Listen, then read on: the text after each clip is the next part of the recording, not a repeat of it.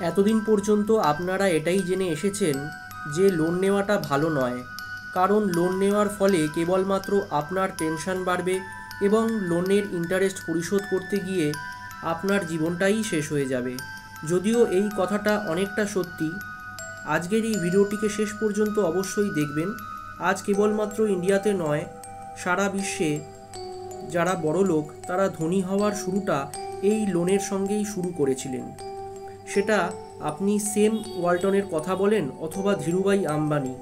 সেই সমস্ত লোন, যে লোনের সাহায্যে আপনি আপনার শখ পূরণ করেন, যেমন কোনো দামি গাড়ি, দামি মোবাইল, কোনো লাক্সারি আইটেম কেনার জন্য আপনি লোন নিয়েছেন। কিন্তু গুড লোন হলো এই সমস্ত লোন, যে লোন আপনি আপনার বিজনেসকে গ্রো করার জন্য আর গেটিং রিচার এই বইটা অনুযায়ী গ্রো করার জন্য নিয়ে থাকেন, অথবা আপনি আপনার অ্যাসেট তৈরি করার জন্য নিয়ে থাকেন। আর ধনী মানুষগুলো এটা খুব ভালো করে জানে যে এই গুড লোনকে কিভাবে কাজে লাগাতে হয়। আর এখন এই গুড লোনকে কিভাবে কাজে লাগাতে হয় সেটা জানার জন্য এই ভিডিওটি শেষ পর্যন্ত দেখুন। রবার্ট কিওসাকির দ্বিতীয় famous book why the rich are getting richer এই বই অনুযায়ী রিচ মাইন্ডসেট ও পুয়ার মাইন্ডসেট মানুষের শিক্ষার মধ্যে অনেক পার্থক্য আছে। মিডিল ক্লাস মানুষের কাছে হয়তো অনেক বড় ডিগ্রি থাকে, কিন্তু এদের কাছে কোনো ফাইন্যান্সিয়াল এডুকেশন থাকে না। অন্যদিকে একটি ধনী মানুষের কাছে কোনো ডিগ্রি থাক অথবা না থাক, এদের মধ্যে ফাইন্যান্সিয়াল নলেজ কিন্তু অবশ্যই থাকে। এর কারণ এরা পরিবারে ছোট থেকেই টাকাকে কিভাবে সঠিকভাবে ম্যানেজ করা যায় সেটা তারা শিখে নেয়, আর এটাই তাদের বিজনেস গ্রো করতে এবং আরও বেশি ধনী হতে সাহায্য করে। এখন প্রশ্ন হলো, এমন কি আছে যা একটি মিডিল ক্লাসের মানুষ সারা জীবনেও শিখতে পারে না, একটি সাধারণ জীবনে বেঁচে থাকতে শুরু করে? তো চলুন জেনে নেওয়া যাক। Number 1, taxes. আমরা এই কথাটা তো জানি যে আমাদের রোজগারের একটা বড় অংশ ট্যাক্স পেমেন্ট করতে গিয়ে চলে যায়, আর সেটা ডাইরেক্ট ট্যাক্স হোক অথবা ইনভেস্টমেন্ট ট্যাক্স। ধনী মানুষগুলো সবার আগে রোজগার করে, এরপর খরচ করে, আর যে টাকা বেঁচে থাকে সেই টাকার ওপরেই ট্যাক্স পরিশোধ করে। অন্যদিকে একজন মিডিল ক্লাস মানুষ প্রথমে রোজগার করে, এরপর ট্যাক্স দেয়, এরপর যে টাকা বেঁচে থাকে সেই টাকা তারা খরচ করে।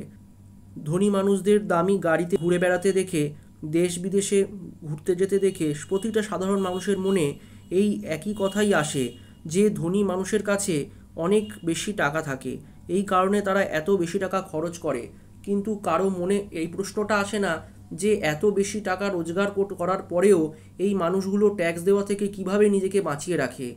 আপনি এটা জেনে অবাক হবেন, আমাদের দেশে সবথেকে ধনী মুকেশ আম্বানির স্ত্রী নীতা আম্বানি একদিনে গড়ে প্রায় 1.5 কোটি টাকা খরচ করেন নিজের হেলথ এবং বিউটির ওপরে।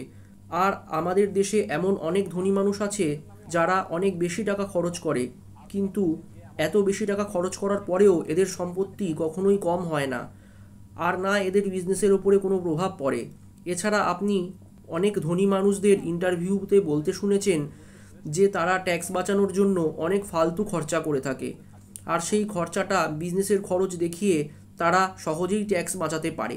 কিন্তু একটি বিজনেসের কারণে সরকারের অনেক বেশি লাভ হয়, আর এই কারণেই সরকার বিজনেসের ওপর যে ট্যাক্স লাগে সেই ট্যাক্সের ওপরে অনেক বেশি ছাড় দিয়ে থাকে। সরকারের এতে কিছু যায় আসে না।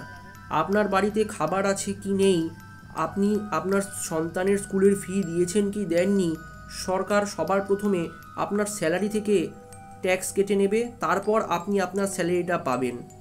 অন্যদিকে যদি আপনি বিজনেস করেন তাহলে আপনি ওই বিজনেসের নামে অনেক রকমের এক্সপেন্স দেখাতে পারবেন, আর সবশেষে যে অ্যামাউন্টটা বেঁচে থাকবে সেই অ্যামাউন্টের ওপরেই আপনি ট্যাক্স দিতে পারেন। নাম্বার 2, ডেব্ট অর লোন।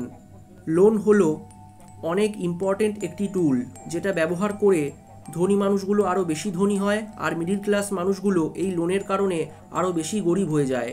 অনেক মানুষ ভাবে তারা তাদের টাকা সেভ করে নিয়ে ভবিষ্যতে একদিন বিজনেস করবে, আর কিছু সময় পর যখন তারা কমফর্ট জোনের মধ্যে চলে আসে তখন তারা এই সমস্ত কথাগুলো ভুলে যায়। কিন্তু যখন এই মানুষগুলোই দামি গাড়ি অথবা দামি মোবাইল, দামি বাইক কেনার সময় হয়, এরা কোনো কিছু চিন্তা না করে লোন নিয়ে নেয় অথবা ক্রেডিট কার্ড ব্যবহার করে লাইবিলিটি কিনে নেয়, আর সেটাও হাই ইন্টারেস্ট রেটে। যদি আপনি বুঝতে পারেন তাহলে ফাইন্যান্স খুবই সহজ।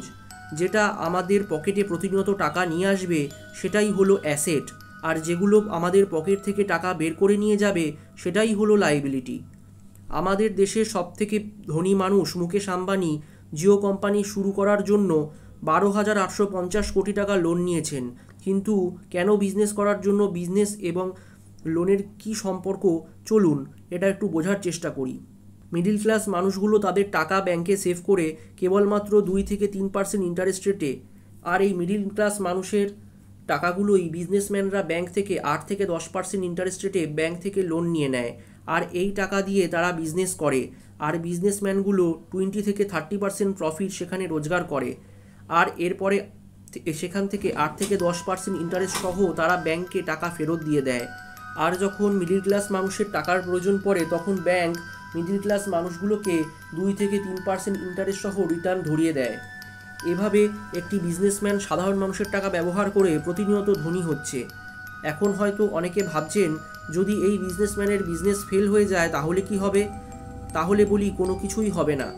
ব্যাংক ওই বিজনেসম্যানের কাছ থেকে টাকা ফেরত নেওয়ার জন্য লিগ্যাল অ্যাকশান নেবে, আর এরপরেও যদি ব্যাংক রিকভার করতে না পারে তাহলে ব্যাংক নিজের কাছ থেকেই মানুষের টাকা রিটার্ন দিয়ে দেবে, কারণ ব্যাংকের কাছে আপনার টাকাই আছে। আর আপনি কি জানেন, ওই টাকা ব্যাংককে দেবে সরকার, অর্থাৎ সরকার ব্যাংককে টাকা দেবে, ব্যাংক সেই টাকা মানুষজনকে দিয়ে দেবে, আর সরকার সাধারণ মানুষের ওপর ট্যাক্স বাড়িয়ে সেই টাকা পুনরায় তুলে নেবে।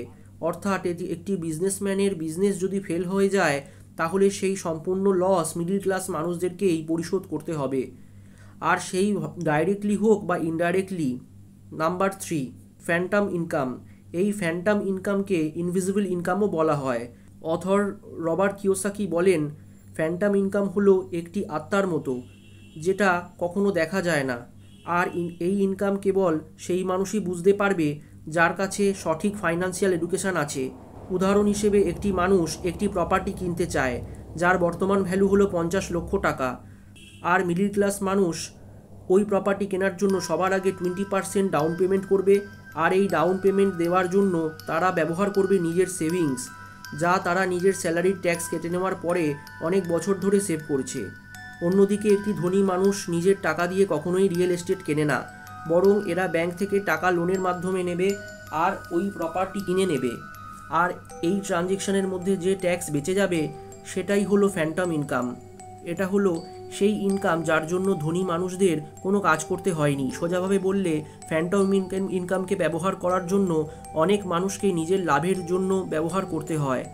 বড় থেকে বড় রিয়েল এস্টেট ইনভেস্টরের জন্য মানুষের কাছ থেকে টাকা লোন নেয়, আর এই টাকা দিয়ে প্রপার্টি কিনে নেয়, আর ওই প্রপার্টি থেকে রেন্টাল ইনকাম জেনারেট করে, আর এই ফ্যান্টম ইনকামকে ব্যবহার করে রবার্ট কিওসাকি বর্তমানে 8,000 রেন্টাল প্রপার্টি তৈরি করে নিয়েছেন।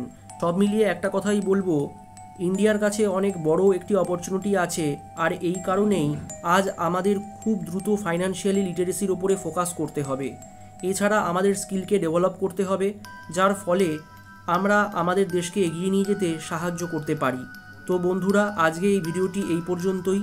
ভিডিওটি ভালো লাগলে অবশ্যই লাইক ও শেয়ার করতে ভুলবেন না।